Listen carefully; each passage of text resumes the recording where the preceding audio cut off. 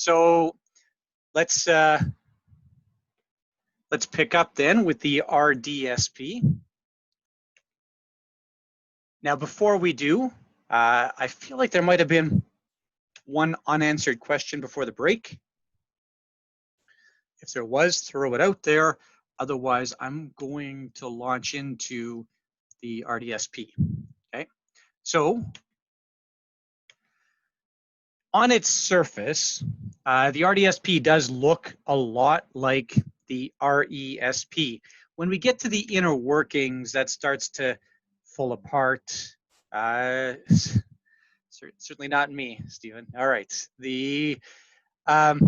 Yeah, the inner workings become a little bit more, I don't know, detached from the RESP, but on the surface, a lot like it. So the idea here is, once again, we're going to have contributions to the plan. Okay.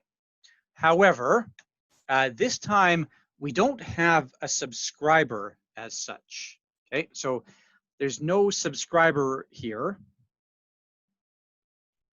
Okay, and instead we just have a plan beneficiary, and this is something in my mind that fixes a problem with the RESP. Okay. And I find the RESP fine. Yeah, you can do the whole joint subscriber thing, but we talked about some of the complexity that comes along with that before the break, and it's not always easy. So with the RDSP, we have a beneficiary, and this time we have one beneficiary per plan and a maximum of one plan per beneficiary. Okay. And what are the requirements this time for the beneficiary?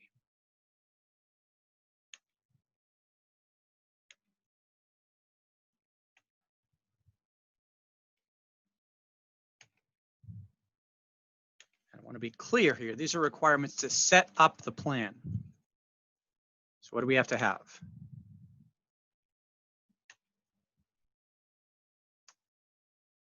Okay, once again, we have to have a social insurance number. Once again, we have to be resident of Canada. And again, that's based on residency. Okay, I want to be clear here. I don't care about your citizenship status. I care only that you are a residency in fact. Okay, or resident, sorry, in fact. Exactly. You have to have disability tax credit. And to set up the plan, maximum age is 59. Okay, that's good. And what about contribution limits? What are our contribution limits here?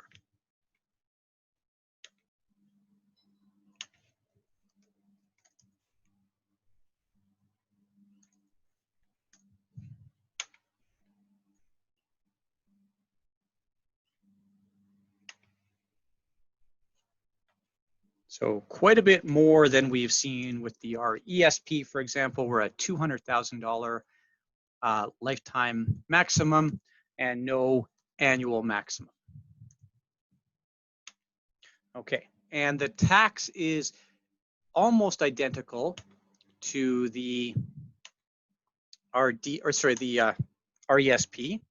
So you're contributing after tax dollars, therefore no deduction, right? That's what that means.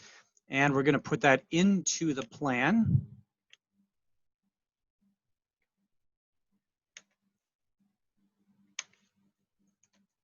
And the plan is going to achieve then tax deferred growth. Okay, that's all good.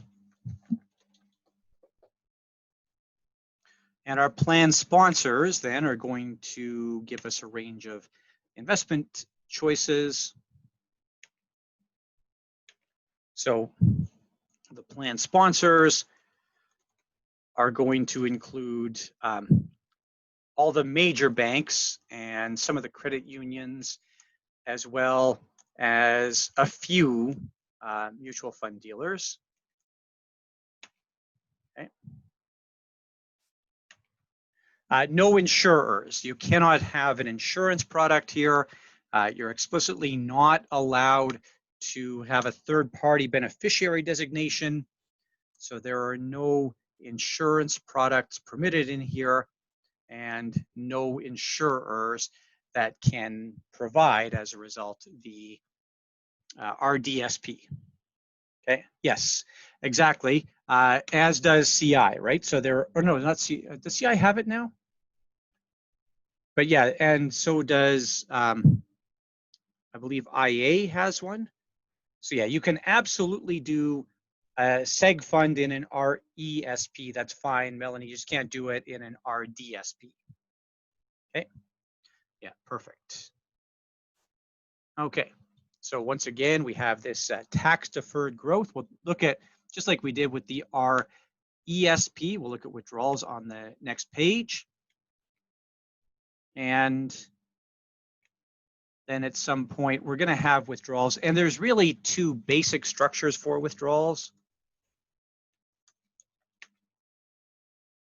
We're going to have the disability assistance payment, which is a one-off withdrawal. You have to actually apply for it. Or we can have the lifetime disability assistance payment, which is the intended use. And that's starting at age 65. There are other possible withdrawals, or sorry, starting at age 60, I apologize. There are other possible withdrawals. We'll look at those in a moment. Okay. Now, as with the RESP, the big win here, of course, for most people who are using this, is that free money. Okay, and I will point out that in order to get the free money, the maximum age is 49 for both types of free money. We have two types here. We're going to have the Canada Disability Savings Bond, the CDSG. Sorry, Savings Grant, I apologize. That's where I want to start, the CDSG. Okay, and we're going to have the Canada Disability Savings Bond,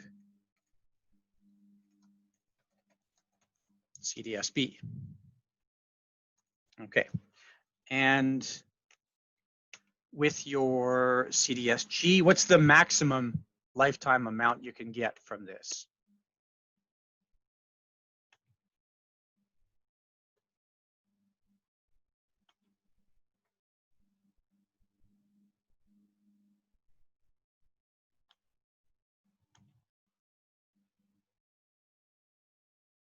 Yeah, that's exactly it, Nicole, $70,000.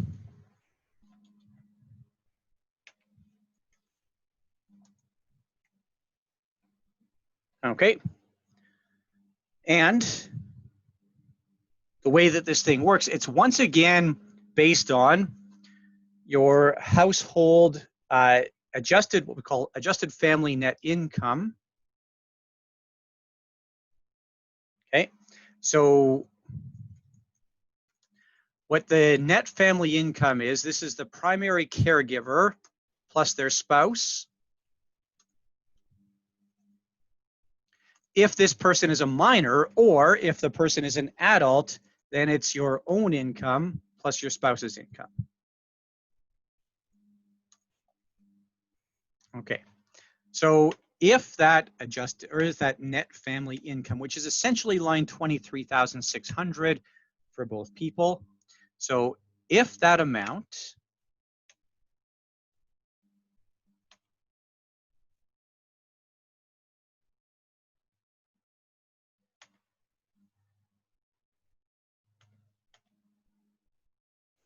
is over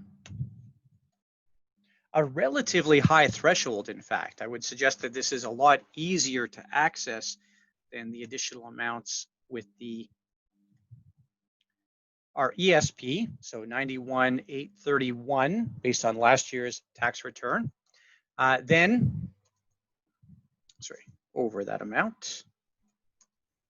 Then you're going to have a 100% match on the first $1,000, which is good, right? That's a good amount of match. That's an instant return that's beneficial. However, where this really gets good is if your net income, family net income, is less than 91,831, then you're going to have 300% on the first $500 and then 200% on the next 1,000. So if you're following along with that math, that means, and it doesn't have to be for a low income earner, I would just say for a lower income earner, that means $1,500 of contributions gets you $3,500 of grants. So pretty easy to get this thing juiced up pretty quickly beyond just your contributions. Okay. Who on the call actually has clients where you've set up an RDSP for that person?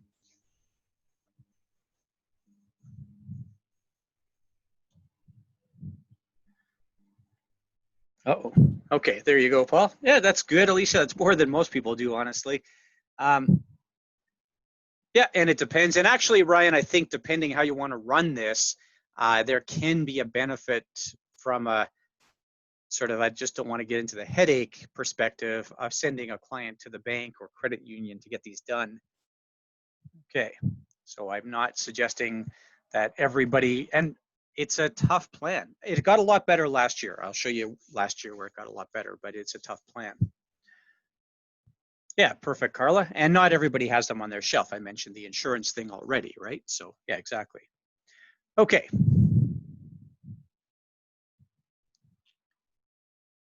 Now that being said, Carla, as I understand it, at least last year, there was an initiative underway at cooperators to get more folks mutual fund licensed.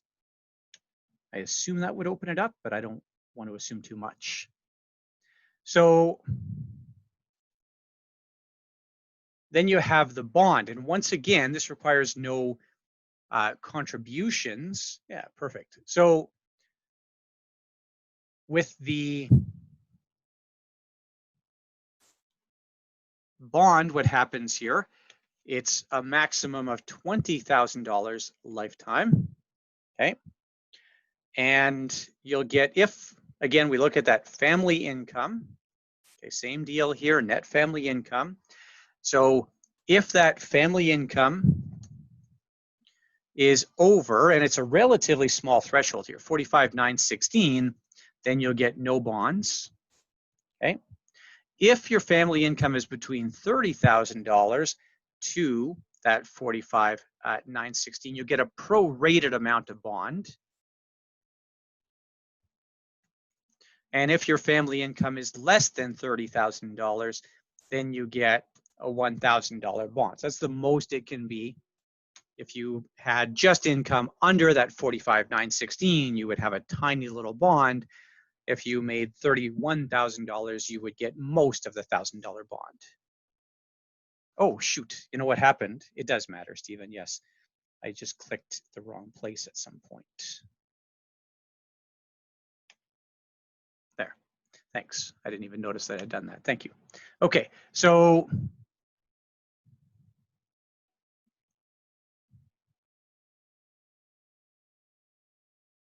the other big potential benefit here with this plan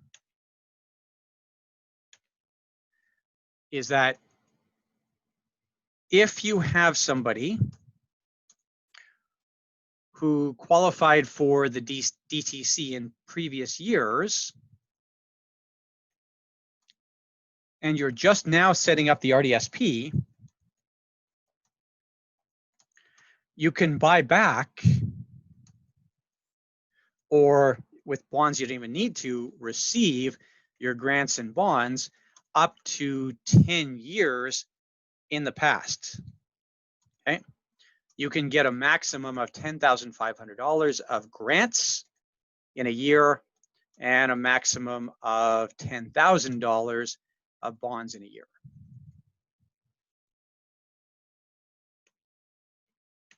Okay, and what's going to happen here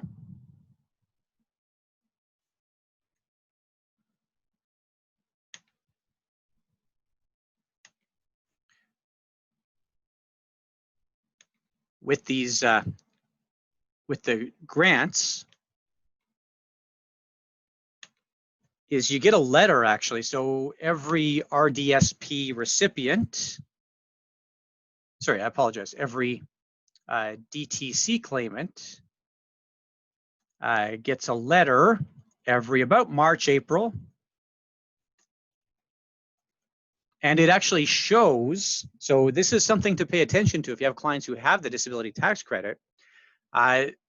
They will get a letter that says, if you have an RDSP and you contribute to the RDSP, this is how you can contribute to get this year's maximum grant, and this is how you can contribute to get your maximum carry forward. So they actually calculate it for you. Okay, that's good.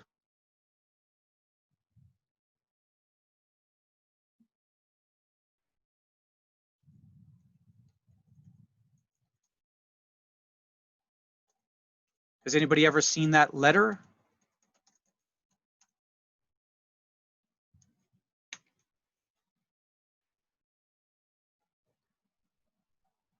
So I do have a copy of one scanned on my computer someplace. I'll see if I can track it down. If not, I'll show it next week because I know I have it handy in my office. Okay, so yeah, it's worth it, Todd. It's worth it to get their letter because it just shows what's happening. It shows if there's any grants they haven't yet taken advantage of. Now, if you are buying back, this is about as good as it can get. Yeah, that's perfect, Paul, because that letter tells you that, right? What happens here is you always buy back the best grants first, the 300% grants first. Yeah, 10 years back is the maximum. That's right. I have that on the board, bottom left, middle in red there. Yeah. So 300% first, and then everything after that. So you can actually juice this thing up pretty quickly. Not uncommon to see one of these. No, I don't know what happened, Todd. Yeah. So the absolutely you can, Esther. Yeah. Okay. From a planning perspective, I am a big fan of that. And I actually think that for a younger child who has a disability, that the RESP should generally be the priority anyways. Nice. Okay. What? I thought apples didn't have that kind of thing, Todd. That's what all Apple owners tell me. Okay. Just like Melanie in the case study, right? Okay. So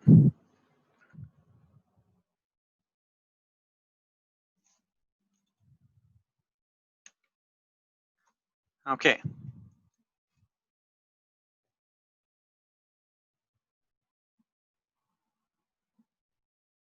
Are we good with all that?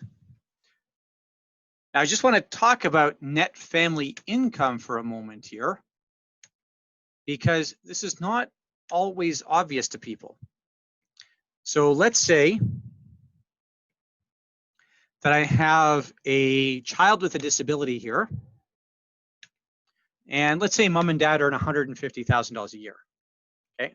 That they're both employees, they make $150,000 a year in total, and we have a 14-year-old child with a disability. Okay, so right now, at this point, you're going to get the 100% match.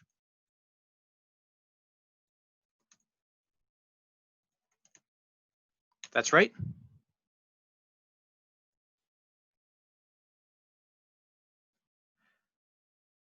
Okay. It is net income, Melanie. Yeah. So so you can improve it. Yeah. Yeah, it's line 23,600 for both of them, which is your net income. Yeah, it's a good thing to pick up on. Okay. I did actually mention that. If you look at top left there, I have it correct. I don't have it as net here. I should. Okay. Nice. Okay. If we're only 5 hours in, Melanie. I mean, right now, everything should just be sticking, right? Okay. So, right. Funny. So the um, so then when the child hits age 19, and even if it's not low income because of their disability, maybe just low income because they're a student. So now earns less than that $91,831. Now mom and dad contribute, or it could even be grandparents contributing. It doesn't matter. Okay. So mom and dad contribute. And now we're going to get the 300% and 200% matching. That's good.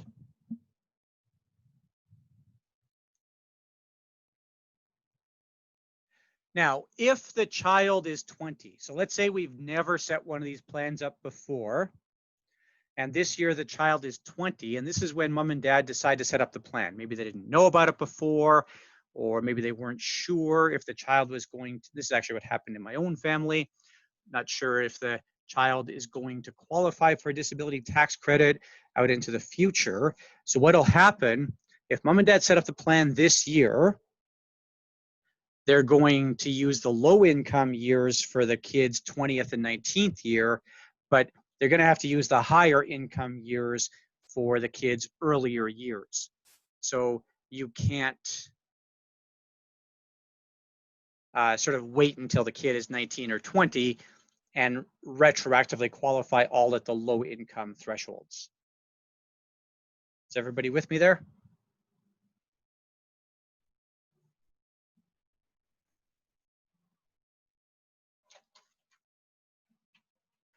Does it make sense?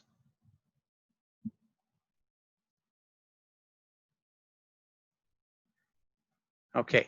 And the other thing that I ran into, and this was particularly painful, I had one of my former students, actually taught marks on CLU for this guy, one of my former students who called me up a couple of years ago and said, hey, I just met this lady. I'm going to do some work with her.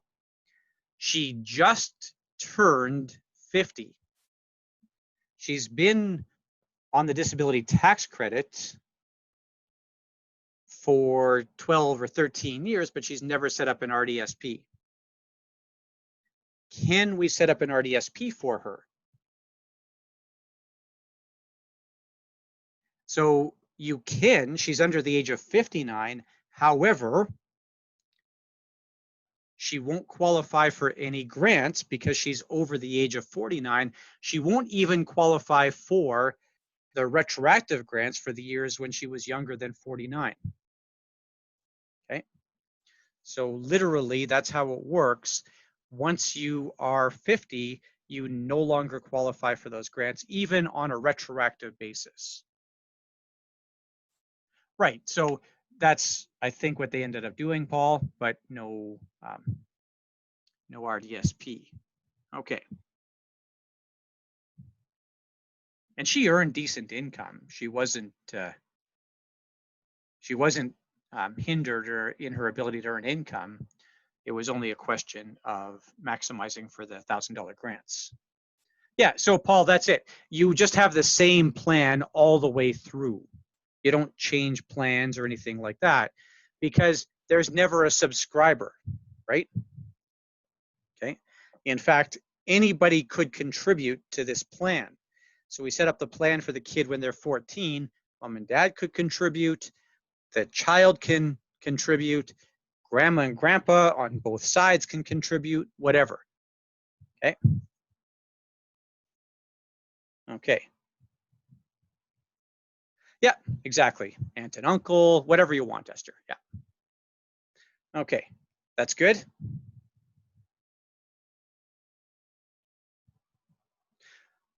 For minor children or for adults who have a capacity issue, The parents will be trustees on the plan, usually through an informal trust, but that's how we're normally going to set this up. And because that person doesn't have capacity, I don't really mind setting it up as an informal trust. Okay. Any questions? No, no minimum age. Now, that being said, Shade, it's not that common for a very, very young child to be diagnosed with a disability that meets the disability tax credits. Okay. So, yeah, so 10 years, Bev, but you can only get $10,500 of grants retroactive, right? Now, Shade, if you have a child who's born deaf or born missing a limb or other, you don't know about deafness typically until like 12 or 15 months, something like that, right? So I don't know exactly, I'm not a pediatrician, but something like that.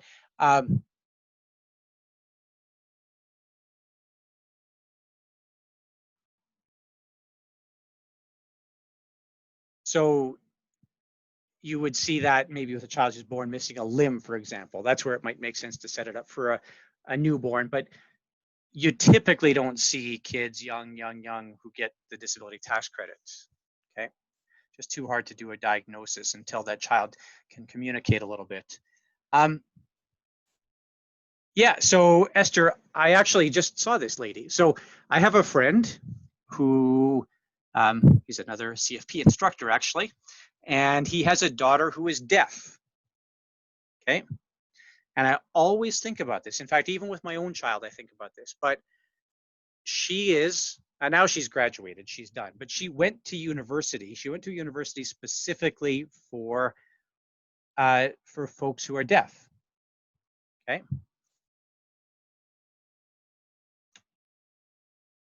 What do you think that costs? First off, where is that university? Or maybe more importantly, where is that university not located?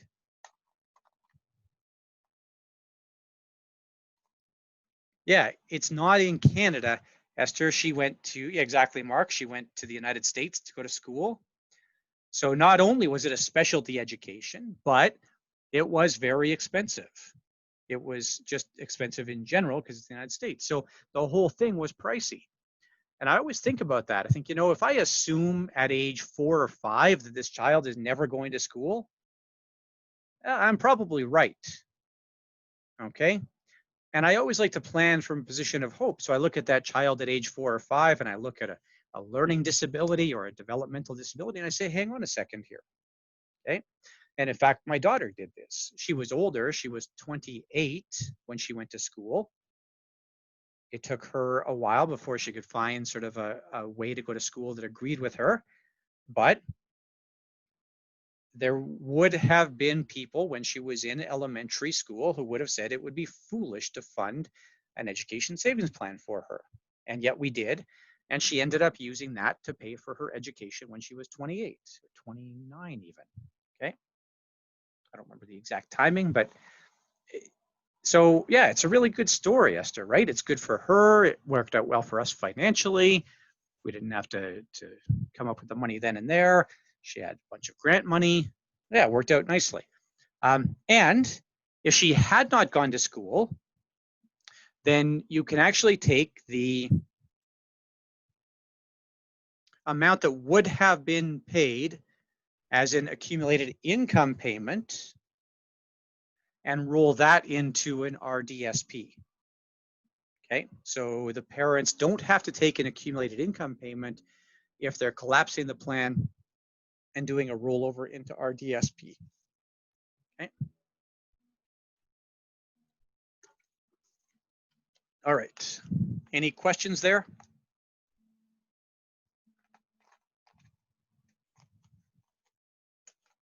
Okay, perfect. Now, I'm sure you'll run into cases, Esther, where you have a child where I have a little nephew who has Angelman syndrome.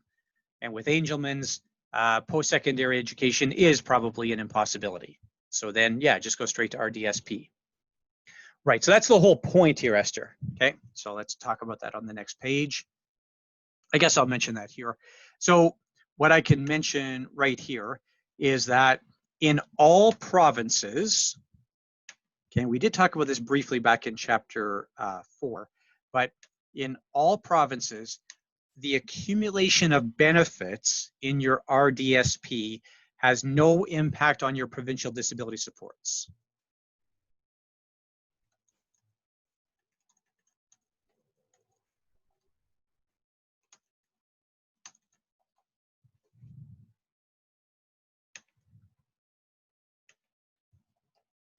Okay, that's good.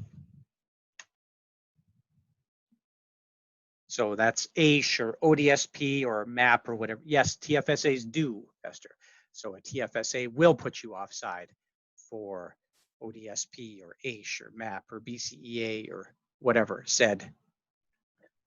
Not yet, Paul. Next page. Okay.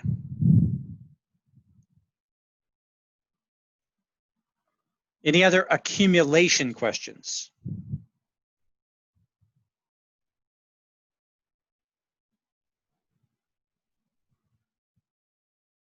Now, Paul, the one thing about death here that's notable, that's different from the RESP, okay, is that I don't care if anybody other than the beneficiary dies, okay?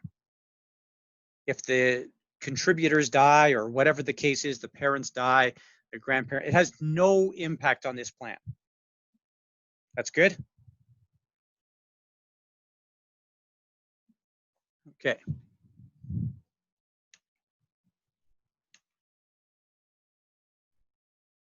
So now let's look at getting money out, the decumulation of funds here. So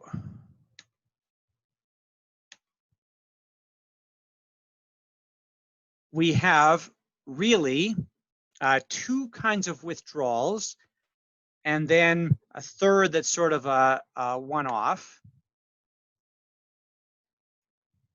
Okay, we have the disability assistance payment. Okay, we have the lifetime disability assistance payment, the LDAP.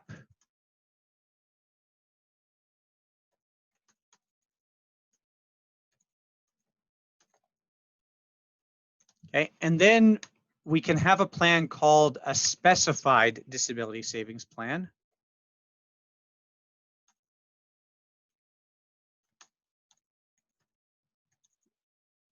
Okay, now just so that we have some figures here, because it's a little bit more confusing than with the RESP. I'm going to start with plan number 1 here. So plan number 1, we had contributions over the course of the lifetime of this plan of, let's say, $80,000. We got grants, and let's say we got grants of $70,000. Okay, we got growth here. Let's say we got $250,000 of growth. And bonds, let's say we also maxed out our bonds. Okay. So long-term, real retirement money, this is what we're dealing with.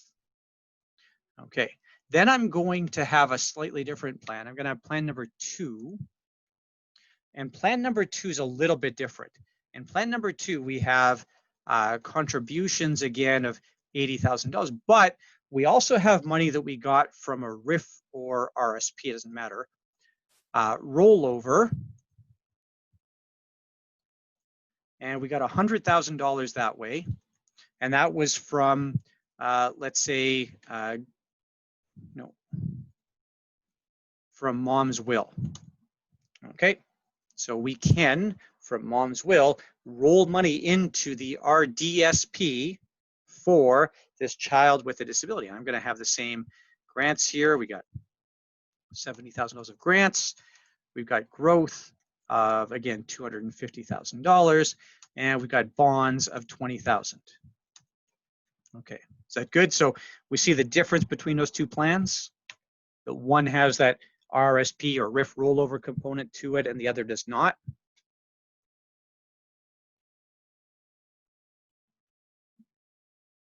Everybody's with me there?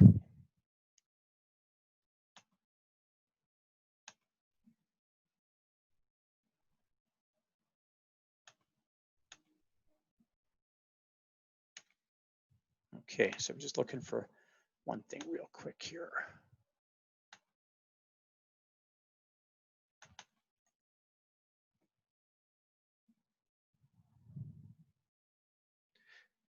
So no tax to get it there. It's a rollover. It really is a rollover. And I'll show you that in more detail later on, Philip.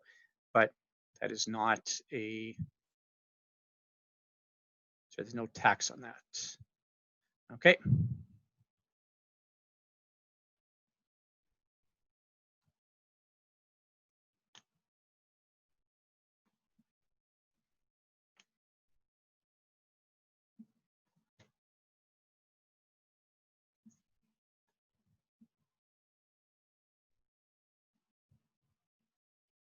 I'm not sure what you mean, Shade. It's invested money, right?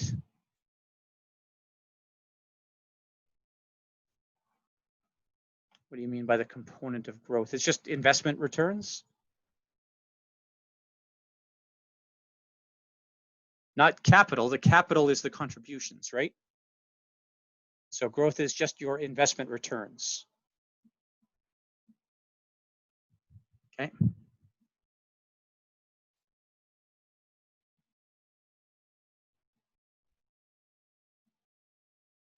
Yeah, that's right.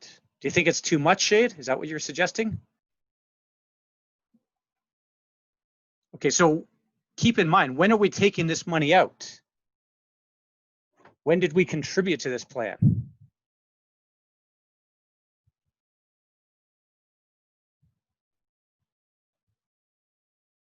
So probably with most of these plans, you're going to have the bulk of contributions between about age 10 and about age 30 or 35, right? Isn't that right? And then when are you taking the money out?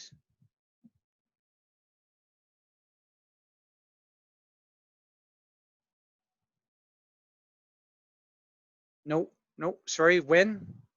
That's when you can't have the plan anymore. You're taking it out at age 60, right? Yeah, it's the same deal. It's December 31st. Sorry, we're going to do the calculation. January 1st of the year, you turn 59. First withdrawal has to be made by the end of the year in which you turn 60. Okay. So there's a long time there for growth, Shade, right? You shouldn't underestimate that. Okay. And sorry, I do want to pare something back here. I'm going to pare the growth on this one back to $50,000. Okay, we'll come back to that. All right. And in fact, I'm going to pare those back too. I messed something up here. Okay, so the plan on the left is what we would call a PGAP. We love our acronyms here. So, or PGAP, sorry. It's a primary government assistance plan. It's mostly funded with grants, bonds, and growth.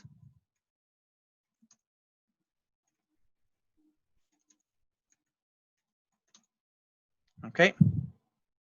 Or really what it is grants and bonds are more than your contributions. Okay. Whereas the one on the right is a non-primary government assistance plan. And so it's where contributions are greater than your grants and bonds. Okay, that's good. I know it seems like a picky point, but it will matter here in a moment. All right, so the disability assistance payment.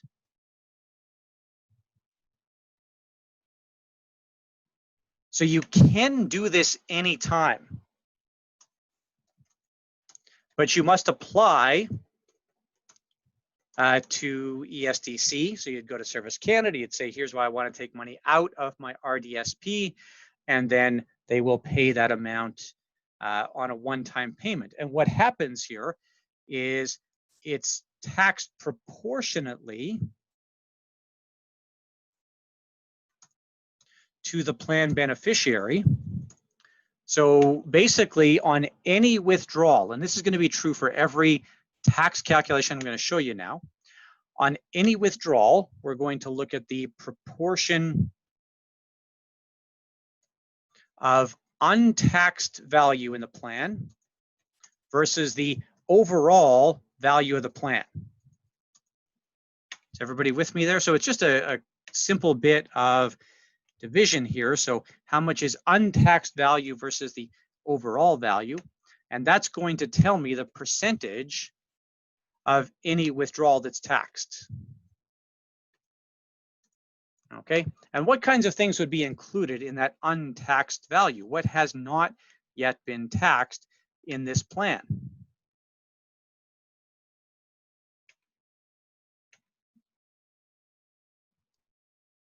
So your contributions actually have been taxed, right? So I see what you're saying here, Melanie. I want to think about amounts that are sitting in the plan that have never been subject to taxes. Okay, yeah, so your investment gains, exactly. Okay, or your growth, as I put it over there. What else has never been taxed here? So also your grants and bonds have never been taxed, right? And perfect, Stephen, the RRSP rollover amount has never been taxed. So any of those amounts would now be taxed. Okay, does that make sense?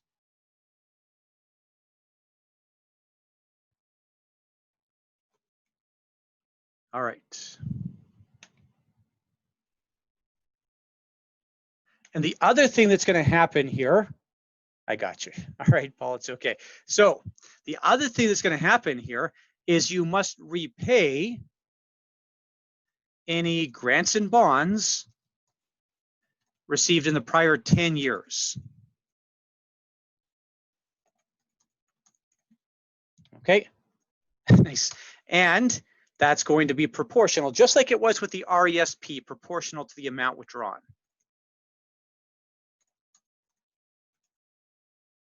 Okay, so for example, if you got 300% grants at some point, and now you take $1,000 out, you'll lose $3,000 of grants.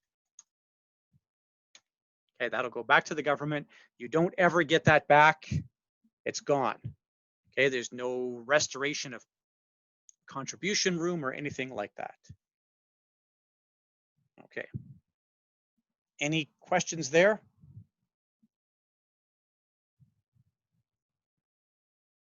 Yes, I was thinking that. Now we're going to repay grants, and I thought Grant might get excited, but no, it's just these grants. Okay. Are we good with the disability assistance payment?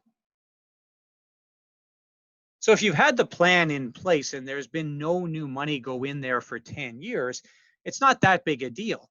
But if you've had any new money go in there in the past 10 years, you're potentially sacrificing grants in order to do this. Okay, so that may not be ideal. All right, then we look at the LDAP, the Lifetime Disability Assistance Payment. This is really the intended use of the plan. It's a RIF type schedule. There is a formula for it. Don't worry about it right now. It's a RIF type schedule starting at age 59 or 60, the year in which you turn 60. Okay, or the year in which you're 59 on January 1st of the year. And it's going to be about a 3% withdrawal in the first year. And the formula is given in the textbook. If you want to see it, it's there. And the tax is exactly the same as it would be. Oh, I forgot to mention something. The tax is the same as it would be on a DAP. Okay. Now, I failed to mention one thing here, and that is on the disability assistance payment. If the plan is a non-PEG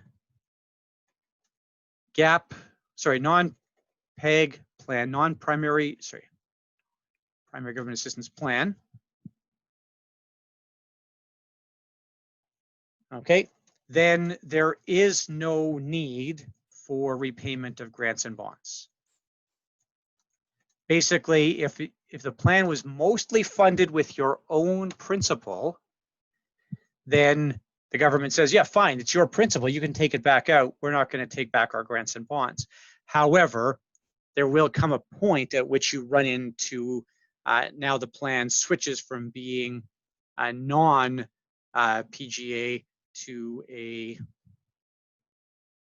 primary government assistance plan. Okay.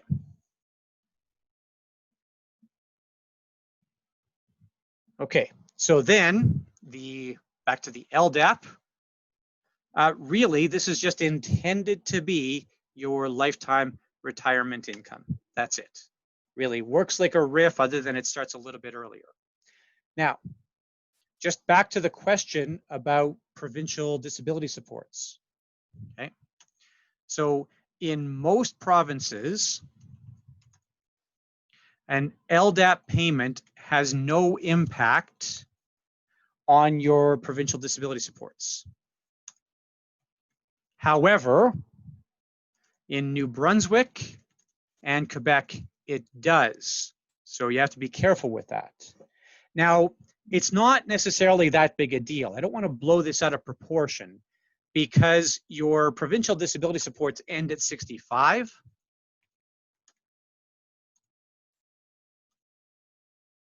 So really, you're looking at a maximum 5 years overlap here anyways.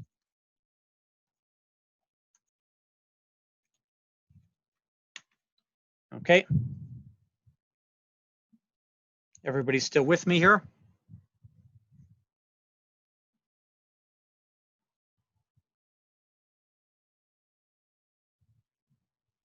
Okay, and then we have our specified disability savings plan. The specified disability savings plan is what happens if we have a beneficiary with shortened life expectancy.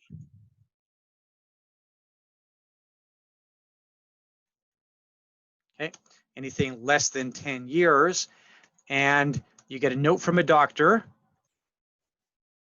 And basically what happens here is you do a series of DAPs with no repayment of grants and bonds.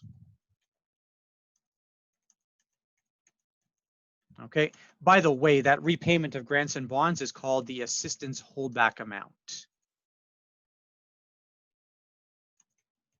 The AHA, the assistance holdback amount.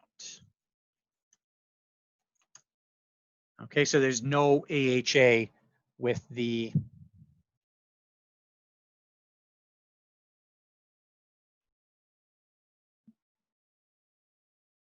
so EI, you would still be declaring this as income on an EI claim, I believe, Paul. I just can't see that many circumstances where that's material. But it does not interfere with CPP. That's true. You could be taking money out of your RDSP and concurrently collecting CPP disability benefits. Okay. That's good. Okay. I don't know that it even matters that much for EI. I have trouble thinking of a circumstance where you would see that EI and SDSP together. Okay. I guess if you had somebody who was diagnosed with a terminal illness, quit work because of it, I guess you could have it there, right? Okay. Any questions there?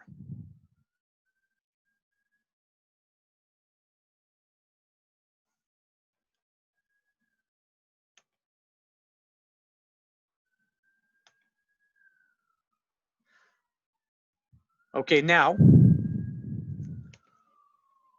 The other thing to consider here, and this question came up already, I think, Paul, you asked this, is on death of an RDSP beneficiary.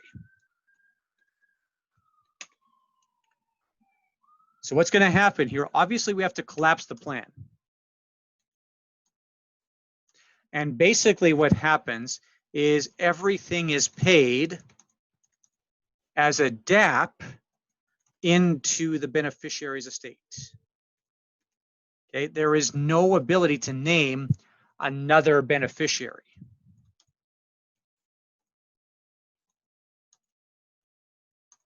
Okay. So then the question becomes, does the RDSP beneficiary have a will?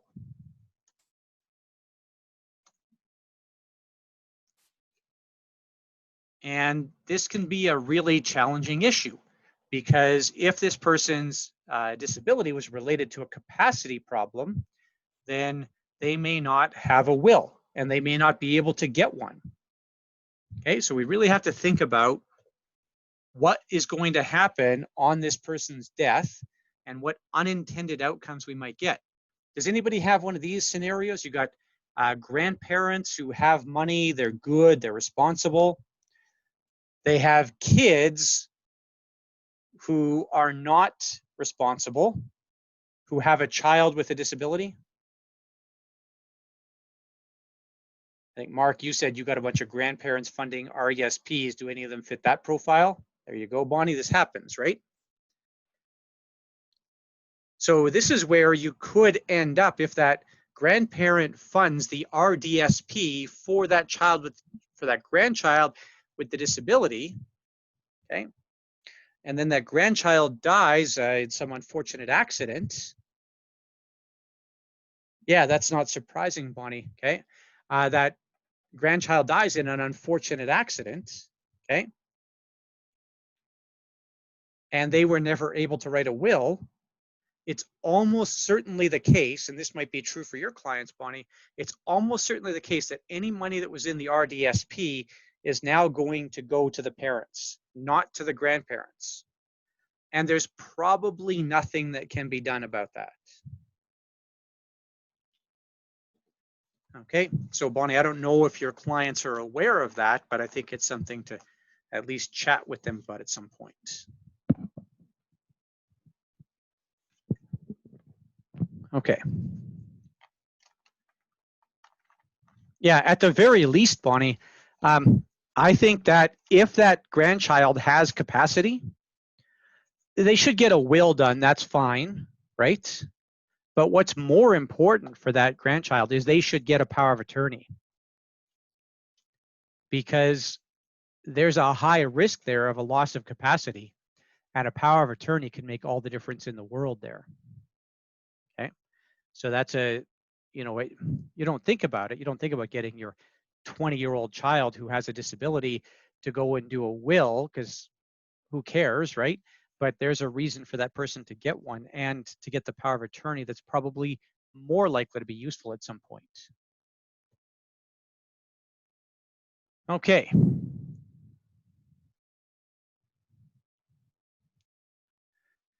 Any questions there?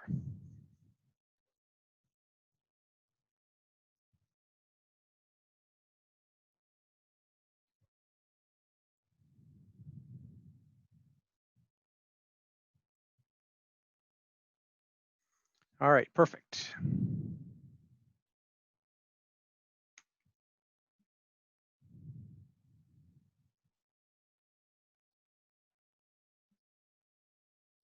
So New Brunswick folks, you see that you got the little exception here, right? Your RDSP isn't quite as good in New Brunswick as it is in other provinces, because it creates that income against your disability supports.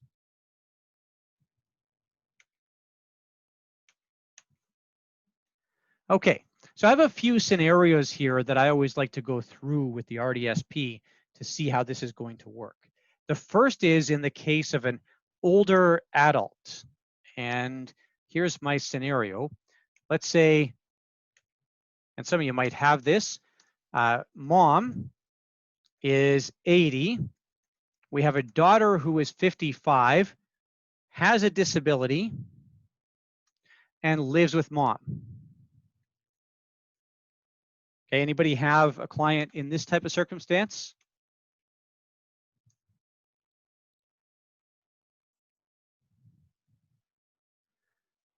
So this would be, in this case, the daughter is too old for conventional use of an RDSP. But what could happen here is mom can name the daughter. Yeah, there you go, Paul, right? So mom can name the daughter as beneficiary on her RIF.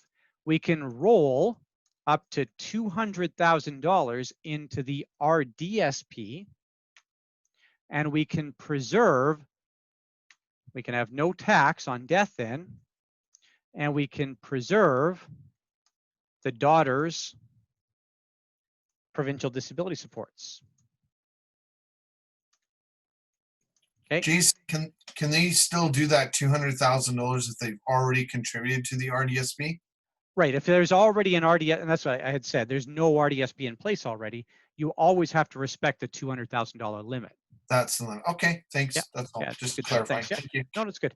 So then for younger adults, and this is where we want to think about when their income is going to be low. So, fresh out of high school, they probably have low income.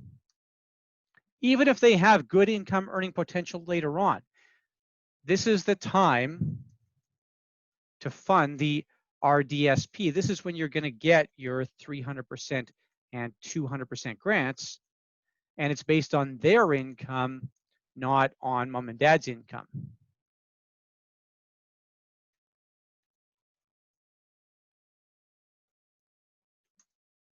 Okay. Now for children, I used to be much more risk averse here, but a big risk got lifted. And I want to show you this. So this kind of ties into your question earlier, Shade, about how young you can be and qualify for this. So here's what I used to see some of. We have mom and dad have a child, age 6. Okay, we get a diagnosis on the autism spectrum. We apply for the disability tax credit. Okay, and let's assume that they're psychiatrist or neurologist or whatever specialist does a good job with the DTC paperwork, and they're going to qualify based on mental functions. This is an inability to think, perceive, reason, or remember. Okay, so they qualify based on mental functions. And what ends up happening then, we set up the RDSP on that basis. Now, the problem here is that the disability tax credit has to be renewed every roughly 3 to 5 years, depending on the severity of the disability. So you're always cycling back through this. And I think I showed you this once before, about 17% of DTC claims for mental functions get rejected. Okay, about 1 in 6. CRA maintains statistics on this. They're public. You can go access them. And you'll see that about 1 in 6 DTC claims for mental functions gets rejected. So here's what used to happen. We reject this disability tax credit application. This child no longer has a disability according to CRA. Now they can't have an RDSP. So we used to have to unwind the RDSP at this point. There was a little bit of a transitional rule around this, but it didn't really help. So in the 2019 federal budget, we changed this. We actually fixed this problem. And to me, this was the #1 problem with the RDSP. So that now, if this happens, we keep the RDSP as is, We have no new investments. Okay. It's still invested though, and growing and tax deferred. There will be no grants. And then the child takes the funds at 60 as an LDAP, just like we saw before. Okay. But it used to be that you would actually have to collapse the plan when this happened. It was a giant headache. Okay, that's good. It's a really good change. It really makes this so much better, Esther. And it very much ties in, Shade, to your question earlier about funding the plan for children, right?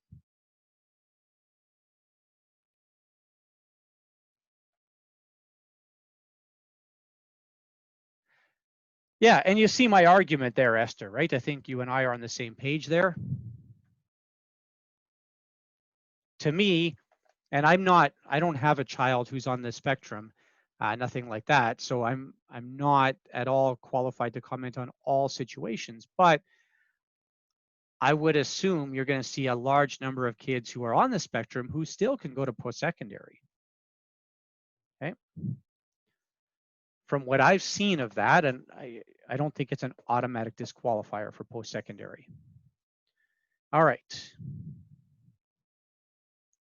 Now, what about the terminally ill? So this is where you could actually, you find out your client is terminally ill. Okay, they maybe have somewhere 5 to 10 years to live. Okay, what you could do here is you could fund an RDSP for a few years, get some grants, and then convert it into a specified disability savings plan, and really just get a few extra dollars out of the government to help with those last few years of life. Okay, you'd want to be careful with this. I wouldn't do this for somebody who's got 2 or 3 years to live, but if it's several years, then this could work. Okay. All right, that's all good.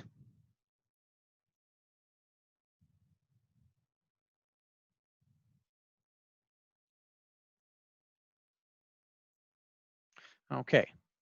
Yeah, and we do some of this in chapter 16 as well, Melanie. So when we get to chapter 16 and we have sort of more stuff we can put together, we do some of this there. Because I agree with you. The problem earlier, and we're still relatively early that way, earlier in the course, we just don't have enough stuff we can put together to build those strategies, right? You have to have so many tools in the toolbox before you can really integrate these things. And just looking on this page, right? We talk about provincial disability supports on here. We talk about taxation. We talk about RSP, RIF. We talk about rollovers. It's so difficult to do these things without having a good foundation. Yeah. Okay.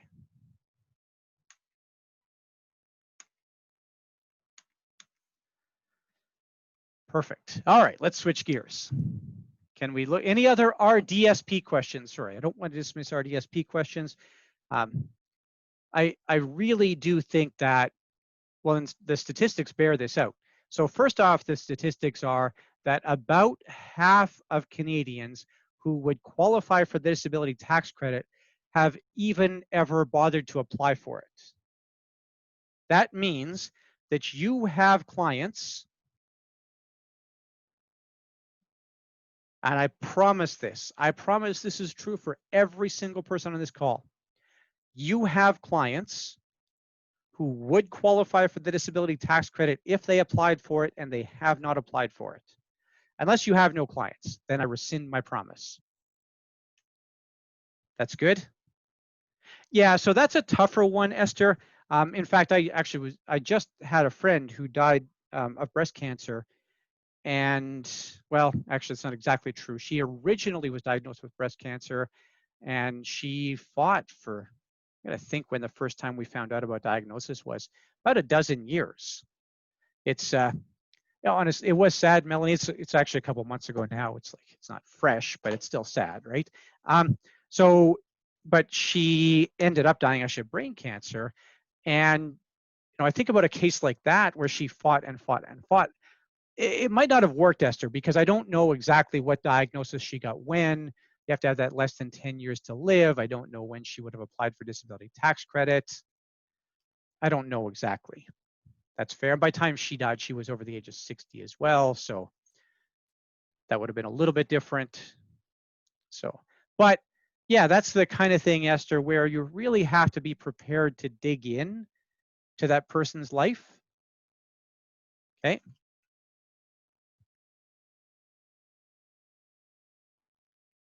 Okay. And you really have to ask some uncomfortable questions. And actually, as for qualifying for the disability tax credit, Paul, Bonnie, you were in the room when this happened. Oh, no. All right. Well, welcome back, Nicole. Okay. Yes, it generally does, Carla. If you have somebody who's getting, now it depends. It depends. Cancer by itself, no. Okay. The question here is going to be, is there a marked restriction around activities of daily living? And it's often not the cancer that'll do that, but the treatment that'll do that. Is that fair? Yeah, it's actually a little bit different, Paul. You're right on the right track here. Okay, we can have a quick look at ADLs. The ADLs for the CRA are a little different than the ADLs for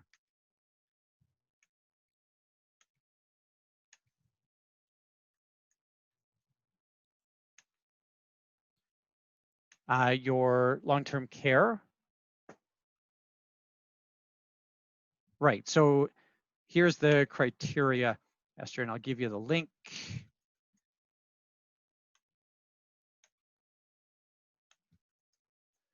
Okay.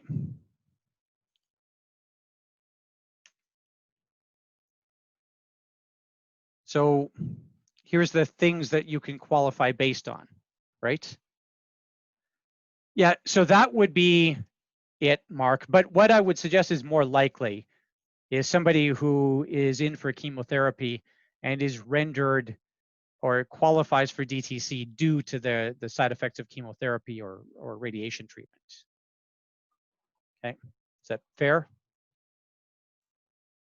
Now we're generally looking for severe and prolonged, right? So but the form has it. The form is actually relatively easy to follow. Yeah, exactly, Nicole. There you go, right? Again, tough things to deal with.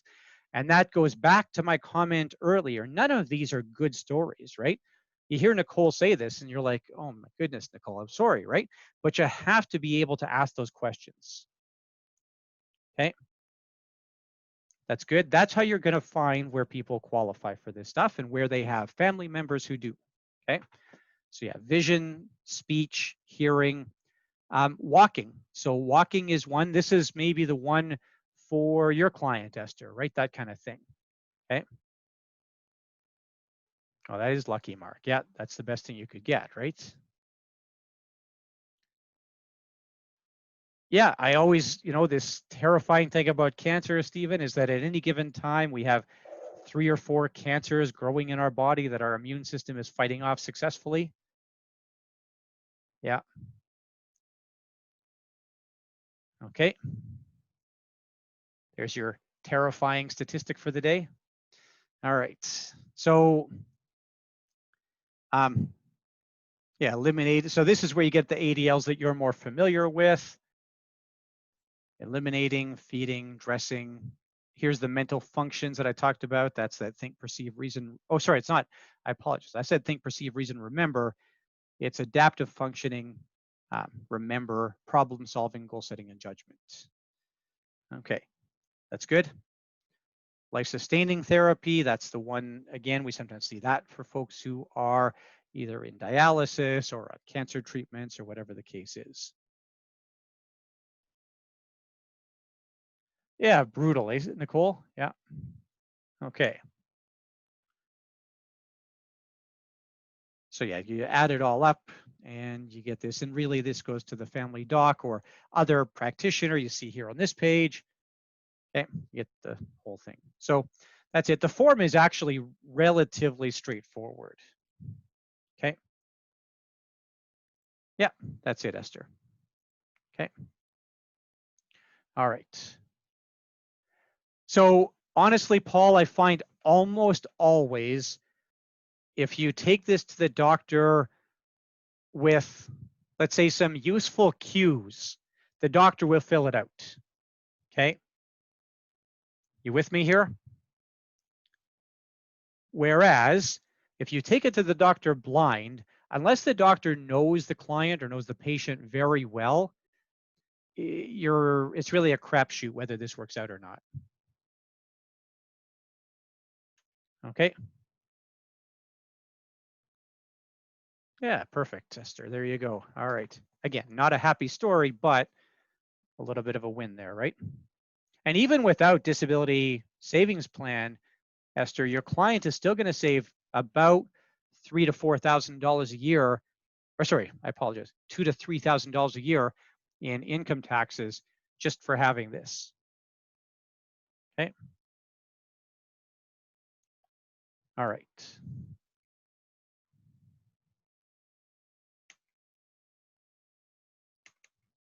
Okay. Yeah, exactly, Nicole. Nicole's quite correct here. Don't go to the family doc. Don't go to a walk-in clinic. And likely, an oncologist probably is going to charge you a couple $100 to fill it out. Okay. If your client's dead broke, they might not, but if your client has money, the oncologist probably will bill them $200 to fill it out. Okay. That's good. All right. Yeah, and Paul is exactly right. So that's the other thing that'll happen here is you can get the disability tax credit retroactively back 10 years. Yeah, it's a great point, Paul. Okay. All right.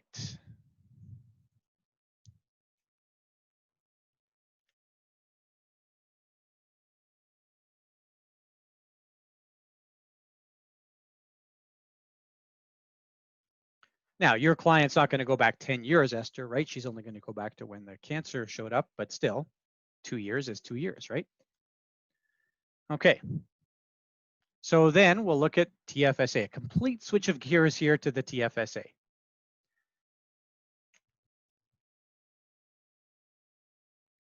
All right, so first off, what is the 2020 TFSA contribution limit, your new room for 2020? Yeah, total 69.5, Mark, assuming that you were 18 when the plan was rolled out, right? So there's $6,000 of new room, which is a maximum total, the maximum possible total room if you were a resident of Canada in 2009, at least age 18, or you had turned 19 in 2009. That's right. And you never had a TFSA. Then you will have $69,500 of room. That's right. That $6,000 is an indexed figure. It doesn't always look like it's indexed because it doesn't change every year. But what it actually is, it's indexed to inflation. It's always rounded to the next or to the closest $500. Okay, so right now it's at something like $6,150. Once it gets over that amount, then we'll hit 6,500. Right, so there's no over contribution allowance with your TFSA.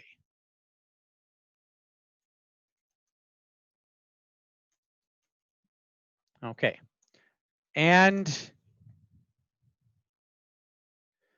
you start creating room when one of two things happen.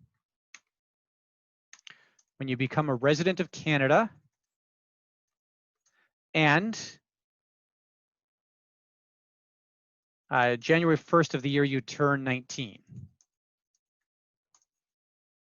Okay, that's all good. And from there, you start to accumulate room. Now, what if I have this scenario? So let's say in 2020, I have no carry forward room. I've always maxed out. Okay, I have, let's say, $92,000 in my TFSA.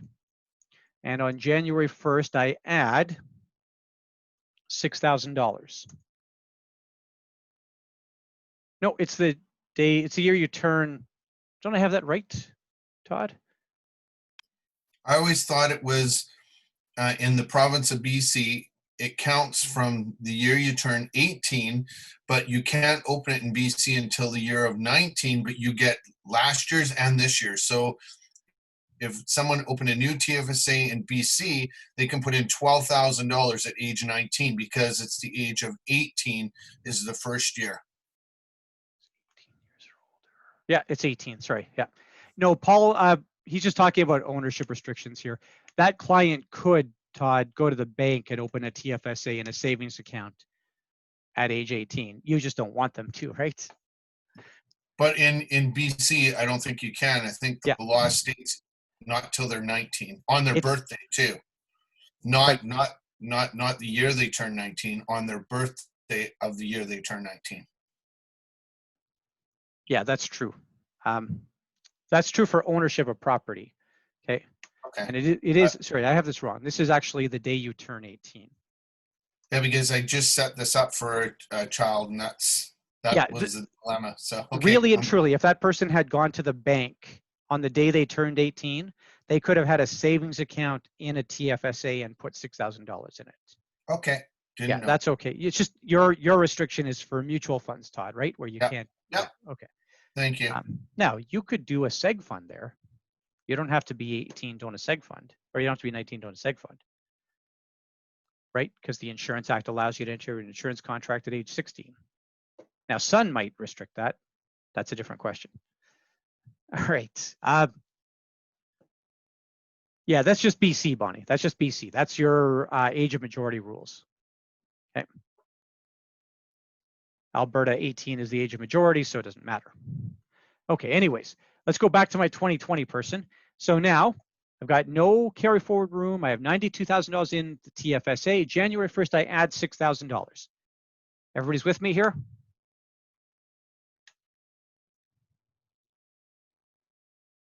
Yeah, this person just doesn't have any, Melanie. I'm saying this person has no carry forward room. Okay. Yes, the person over on the left in red, we had 69.5 of room, right? We carried it all. Yeah. Okay, so what happens here is in August of 2020, this person withdraws $98,000. They get no growth this year. They withdraw $98,000 from their TFSA to buy a boat. It's the perfect use of your TFSA. Okay. That's good. All right. Thanks, Ryan. So now, exactly that. So on January 1st of 2021, how much contribution room do they have? And assuming no inflation, perfect. There's going to be $104,000 of room available.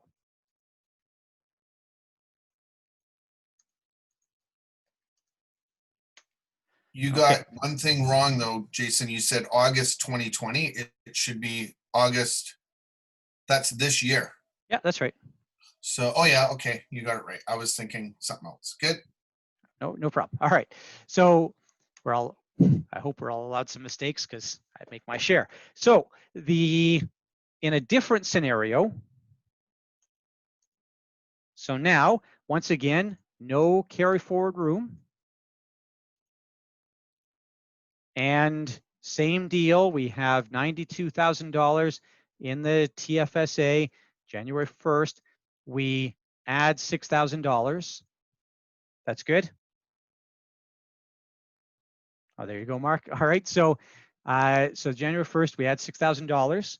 And let's say that in February 1st, this person put it all in Carnival Cruise Lines. They figured this was going to be Carnival's year. And so they put all their money into Carnival Cruise Lines. Good. Boats again, Ryan. You see, everything's a boat with me. And I honestly don't know what this is actually going to be worth today. I don't care that much. But let's say I was Army. Although, to be funny, Ryan, the vehicle that I drove was actually nicknamed a boat. So we would take the boats out for a spin, or I'd have to go fix the boat or whatever. So maybe there's something there. All right. So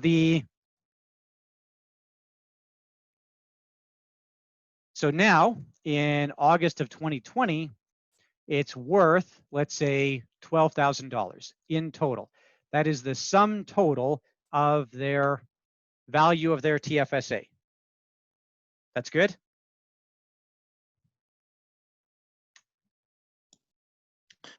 Jason, can I ask you a question? Yeah. So the person in August had 98,000, and he went and bought a boat, and then we know he can't recontribute to next year. But I was always under the understanding he would only have 69,000 plus the new room. Like, I'm not sure if he has the growth room too. Yeah. So it's literally, the formula is literally, Paul, previous year withdrawals, which is 98,000, plus unused room, plus your new room for the year. So you are, and I'll show you the flip side of that right here. So now, August 2020, Todd, don't give me bad advice. He's going to cash out, and he also buys a boat.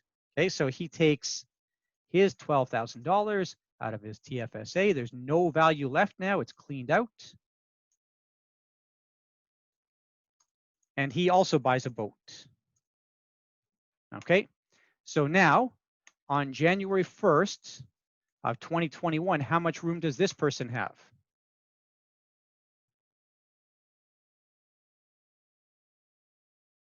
There's going to be $18,000 of TFSA room available.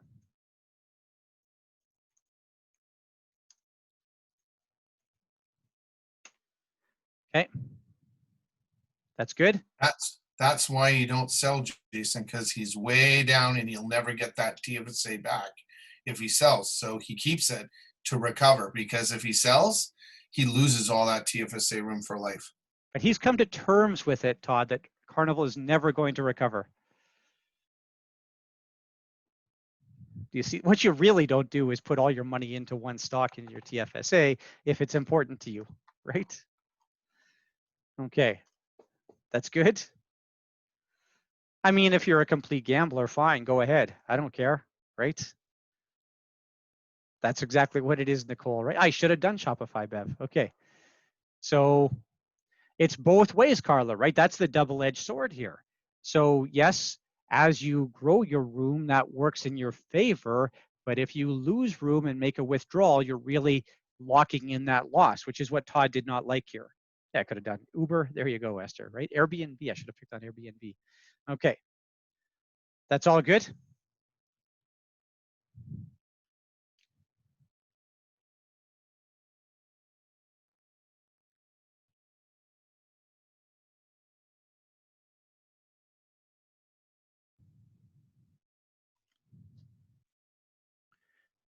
Yes, it would, Sherry. Yeah.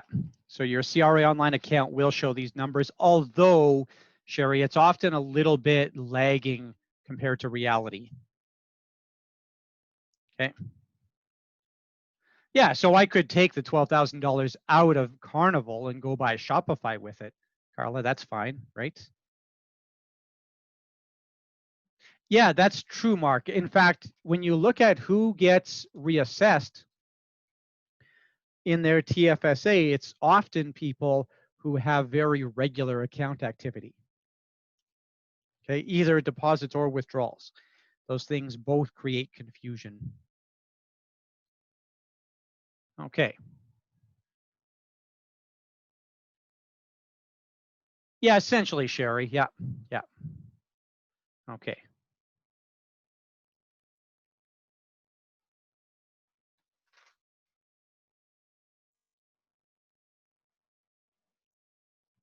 All right. Any questions there?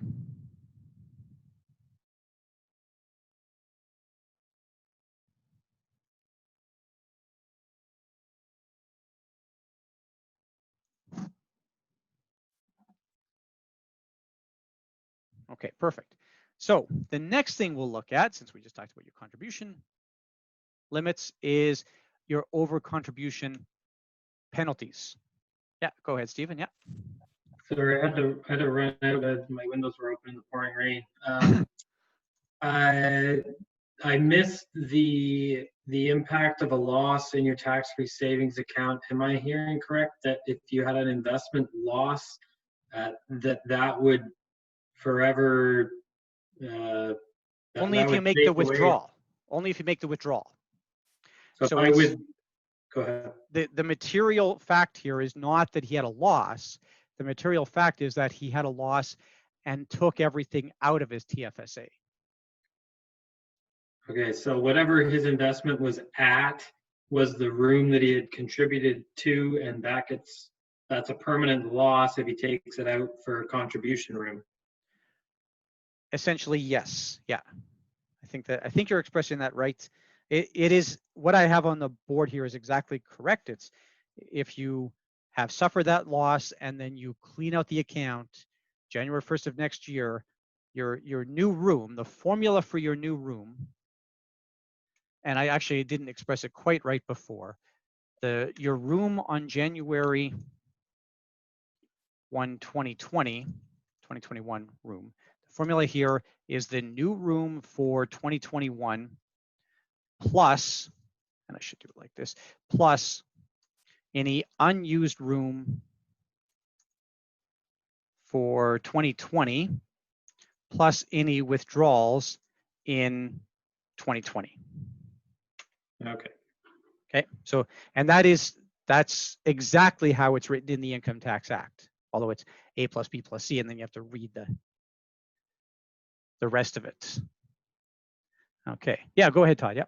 I just wanted to say, are you going to go into where if two spouses own TFSAs and then what happens, or are you not going to get into that? Yeah, yeah. You're talking about, well, I don't know which, are you talking about attribution or death? I'm talking about if one of them was to die and then yeah, we're going to talk about death on the next slide. Yeah. Okay, I'll wait till then. Go. You want me to kill all my people so quick, Todd, but we're. And no, well, there's just good planning around it, but I'll let you get to it. There sure is, yeah. Okay, we'll finish this and then we'll take a break, Paul. Okay, nice. So he can think about grants. Is that why we're doing it, Paul? So our over contribution penalties then. So if you over contribute, you have a 1% penalty per month on the amount over. Okay. Just like the RRSP. That's exactly like the RRSP. Okay. Oh, and by the way, if you over contribute to an RDSP, that also makes it no longer an RDSP. There's no over contribution penalties. It's just not an RDSP anymore. Excuse me. Okay. So if you over contribute, that's the smaller portion. That's not really that big a deal in most cases, although when you get people who pull money out, yes, that's true. So if you can demonstrate that it's an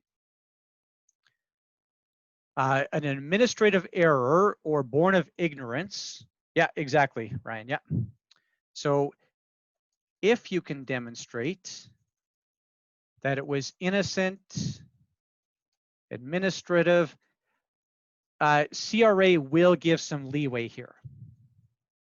There's not a dollar amount limit on that, Stephen, and I've seen fairly large amounts, $30,000 or $40,000 of over contributions, where CRA has said we're okay with that. Okay.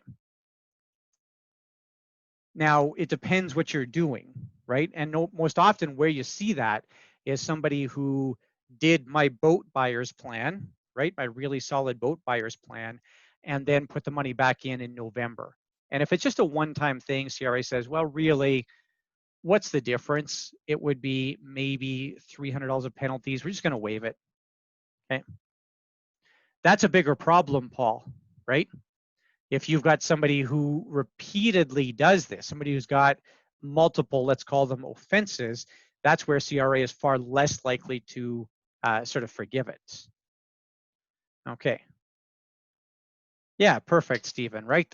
And again, CRA is not going to get any benefit out of fighting that person over 1% of $3,000. They might have been over for 3 or 4 months. So what is it, 90 bucks, maybe $120? Yeah, that's true, Todd. It's usually like Stephen's client. You get the warning letter, CRA says, hey, we see that you did it, don't do it again. And as long as you don't do it again, you're okay. Okay, so your guy, Stephen, would go clean everything up. Paul's guy would go consolidate everything into one TFSA, right? Nope, it's only on the amount over, Mark. Yeah, only on the amount over. Okay. However, that's not the bigger problem. The bigger problem here is what are called the advantage rules.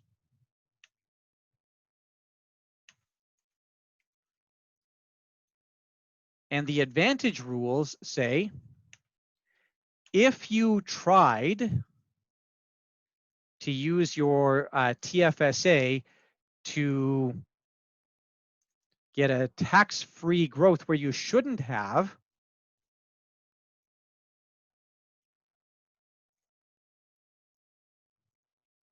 sorry, I've lost my typing here, should not have, there we go, okay. There's actually, the Income Tax Act is full of advantage rules. There's all kinds of places where you see them. This is just an example, the TFSA advantage rules, okay? So now we say, if you really tried to use your TFSA to get this tax-free growth where you should not have, then you'll be assessed, and this is not a typo, okay? You'll be assessed a 100% penalty tax based on the income earned.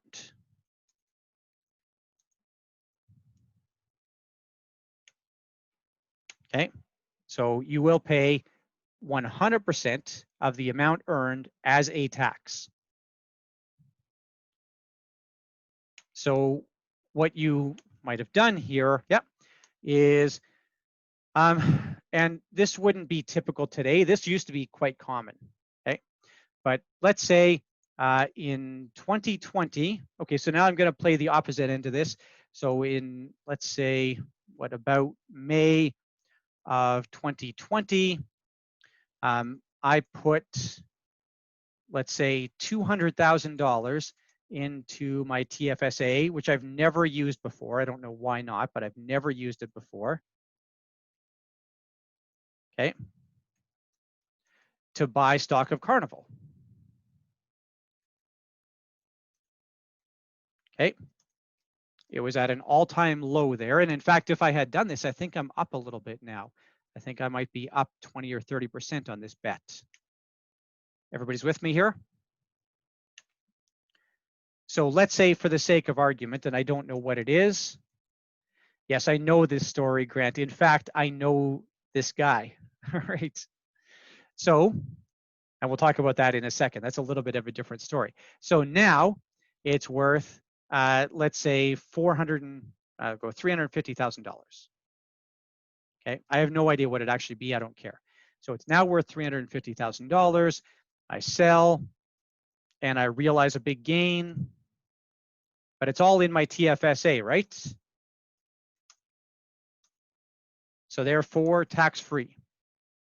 Except that CRA will say, hang on a second here, you deliberately over-contributed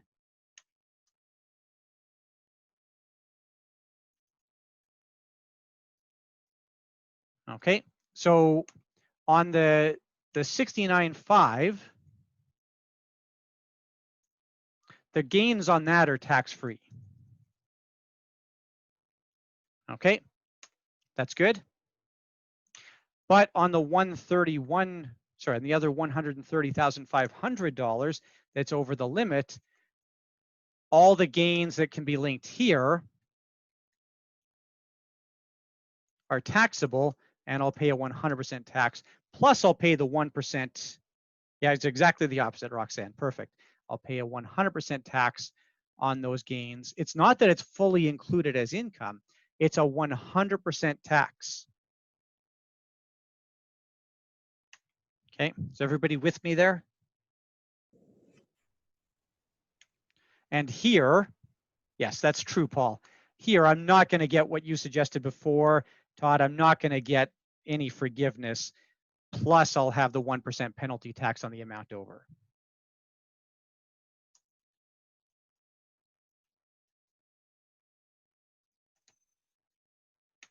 Okay. All right, are we all good there?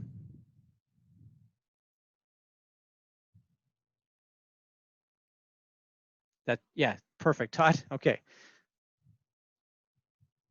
Wait, is that right? You made 150,000. It should be about 65% of the 150,000. I think it should be about 90,000 of penalty tax, 93,000. Jason, can you please explain this 100% tax? Because if Yep. I think 50, then we're looking at what, like 65-ish. So 100%, like, wouldn't that be? Yeah, I'm confused at that. 100%. Yeah, I can show you this. Yeah. Okay. So do you agree that we invested 200 to get to 350, right? Yep.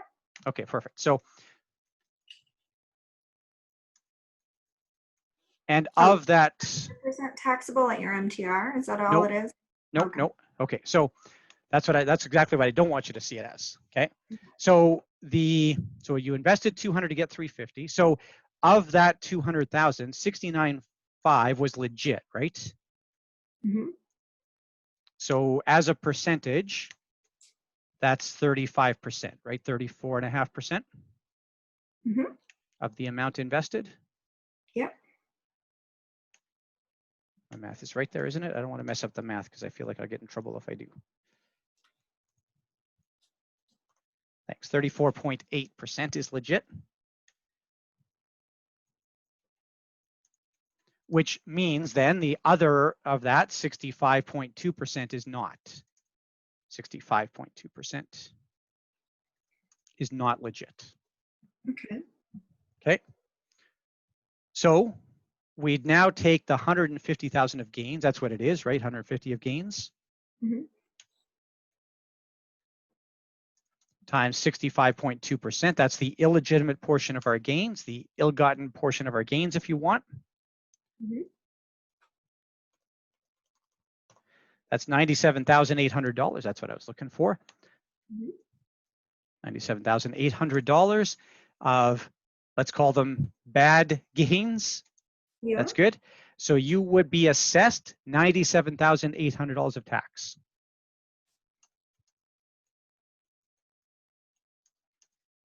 Okay, so it really is. Wow. Okay. It's 100% in every possible way.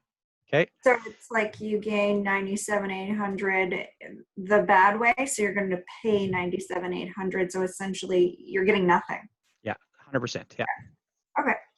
Yeah. Thank you. Okay. It could hardly be worse, could it? No, that's why I really wanted clarification because it seems so insane. Yeah. But Well, I get it. Makes yeah. sense. Okay. It's supposed to be painful. Yeah. Now, Paul, what I find with this, you're right, call CRA. However, there's been, again, that problem with the phenomenally high error rate on calling CRA, right? That's a legitimate problem here. Okay, and exactly right, Shade, you're also going to have, and I do have it down there in pink on the bottom, that 1% penalty tax. Yeah. Okay. Yeah, that's right, Esther. You're not having 97.8 added to your income. You're writing a check to the government for $97,800. Yeah, you can look up your TFSA balance on your MyCRA account. Okay, right. That is the appropriate reaction, Esther. Okay, exactly, Grant. Plus the 1% over contribution. Yeah. Okay.